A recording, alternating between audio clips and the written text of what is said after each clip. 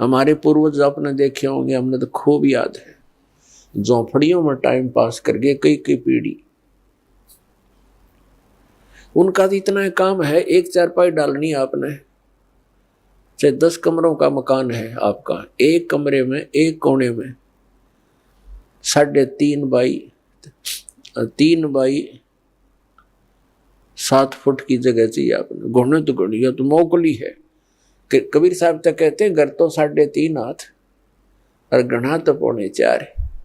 कहे कबीर अधिका कहे उसको नहीं विचार। ये मनुष्य की जो शरीर है 3.5 हाथ का होता है। परमात्मा कहते हैं आपने घर 3.5 हाथ की आवश्यकता है, घना बनाओ तो 4.25, अरे इसे फालतू बनावा है तो मूर्खता है तेरी। फिर भी परमात्मा का कहने का तात्पर्य है कि आवश्यकता से अधिक कोई भी वस्तु आप संग्रह करते हो आपकी भक्ति का बाधक बनेगा, क्योंकि समय वेस्ट व्यर्थ जाएगा। कोठी बना ली, 1-2 लाख अपने पास से लगा लिए, 3 लाख कर्जा कर लिया। अब जब तो कर्जा ले लिया, ऋण ले लिया, पता नहीं चला 1 महीने के बाद मांगने वाला आने लग जाएंगे। चैन गई, रात न नींद आवे नहीं, और भक्ति का भी नाश। वह को ठीक है काम आई आपके। तो इस प्रकार हमने भक्ति मार्ग में जो बाधाएं हैं उनको त्यागना पड़ेगा। अब क्या बताते हैं, परमात्मा ने हमें कितनी सद्बुद्धि दे रखी है, और ये भक्ति ना करने से इन कोठी बंगले बनाने में और धन बढ़ाने में अपना जीवन व्यर्थ कर जाएंगे, तो फिर क्या होगा। नर से तू पशुआ कीजिए, नर से फिर तू पशु बनेगा। नर से तू पशुआ कीजिए, गद्दा बैल बनाई, अरे सुंदर भोजन का मन बोरे कि तो कुर्डी सरने जाई। ओए होए, अपने आत्मा इतना कुछ सुनकर भी हमारे यह बात अंदर जगह बनाती नहीं, क्योंकि हमें ये सब सुविधाएं उपलब्ध है और हर समय है, और ये तो आपके अंतिम सांस तक आपको रहेंगी जब तक मनुष्य जीवन में हो। क्योंकि माता पिता बच्चों को जब तक वो कॉलेज स्कूल नहीं छोड़ता वो सुविधा देता ही रहता है, और जो बच्चा उसका सदुपयोग ना करके आता है तो फिर वो बहुत दुख उठाता है। तो इस प्रकार इस सत्साधना करने से, भक्ति करने से मोक्ष होना था, जहाँ जाने के बाद फिर लौटकर कभी संसार में नहीं आते, वहां हमें बहुत सुख होना था। जैसे बच्चा विद्यालय में पढ़ता है, कॉलेज में पढ़ता है, महाविद्यालय में, उसको वहां कुछ नहीं मिलना, वहां से उसको विद्या प्राप्त हुई, उस विद्या के आधार से उसको अन्य फील्ड में वहां जाकर के वो सुविधाएं मिलनी है। ठीक इसी प्रकार हमें इस पृथ्वी पर जो हम चाह रहे हैं, हमें यहाँ नहीं लेनी चाहिए इसकी सुविधाएं। ये तो कॉलेज में मौज मार रहे हैं हम, ये सोच लो पृथ्वी की कोई भी वस्तु हम डिमांड कर रहे हैं या इसी में लगे रहे हैं, भक्ति की नहीं, तो हम कॉलेज में मौज मार रहे हैं, वो बहुत हानिकारक होगी। इसका लाभ हमें सतलोक में मिलेगा। सतलोक के बारे में आज तक जो जानकारी हमें प्राप्त हुई है, हमें मीन आप जी को इस दास के वचनों से पहले, तो वो कैसी जानकारी प्राप्त हुई है।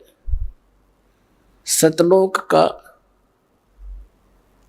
एक विशेष कॉन्ट्रैक्ट ले रखा है किसने, राधा स्वामी पंथ वालों ने, और धन दंड सतगुरु सच्चा सौदा सिरसा और जगमाल वाली वालों ने, और इनको सतलोक का कख भी पता नहीं, ना भक्ति मार्ग ठीक इनका, ना सतलोक की सतपुरुष की जानकारी। तो बताइए कहाँ ले जाएंगे प्राणी को।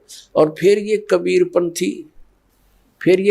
पंथी जितने हैं, ये भी सतपुरुष और सतलोक के गुण गाते हैं और सतनाम की महिमा मुख्य वर्णन करते हैं। इस दास ने इन सभी पंथों के ग्रंथों को बहुत गहराई से जाना, समझा, पढ़ा और फिर परमात्मा से प्राप्त उस यथार्थ ज्ञान से तुलना की। इन कबीर पंथियों के पास भक्ति मार्ग की ABCD भी नहीं है, और ना इन राधा स्वामी, जय गुरुदेव और ये सच्चा सौदा सिरसा वाले और जगमाल वाली इनके पास, और ना इन अन्य संतों के पास तो होना कहा, ना इन आचार्य और शंकराचार्यों के पास भक्ति मार्ग। ये तो सतलोक जानते ही नहीं, इनका तो सब्जेक्ट नहीं।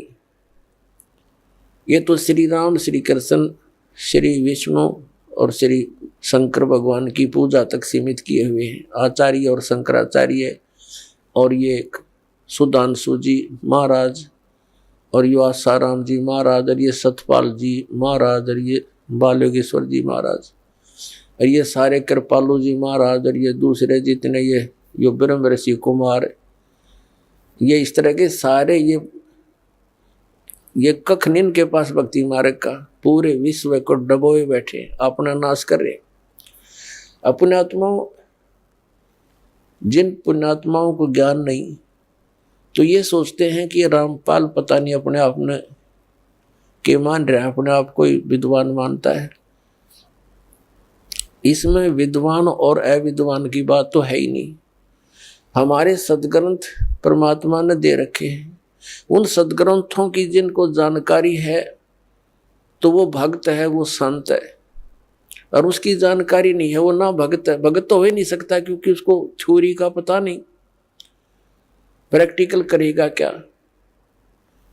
तो पुण्यात्मा पूरे विश्व में इस दास के अतिरिक्त ना यू ज्ञान है, ना ये समाधान है।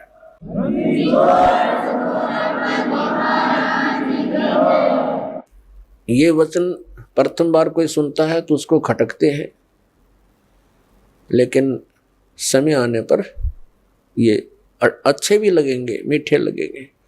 एक बार परमेश्वर कबीर जी ने गोरखनाथ जी से वार्ता करते समय कहा था कि गोरखनाथ मैं सबन का गुरुआ।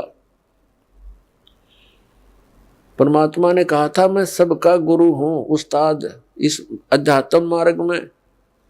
तो गोरखनाथ जी कहने लगे तुम मेरा वचन मोह लाग गए कड़ुआ,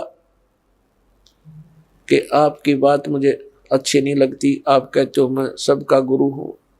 तो परमात्मा ने कहा कि कड़ुआ लगे सो मीठा होई, हमारी बात पतीजे जोई। पतीजे माने विश्वास करे। परमात्मा ने कहा था ये जो कड़ुआ लगे सो मीठा होई।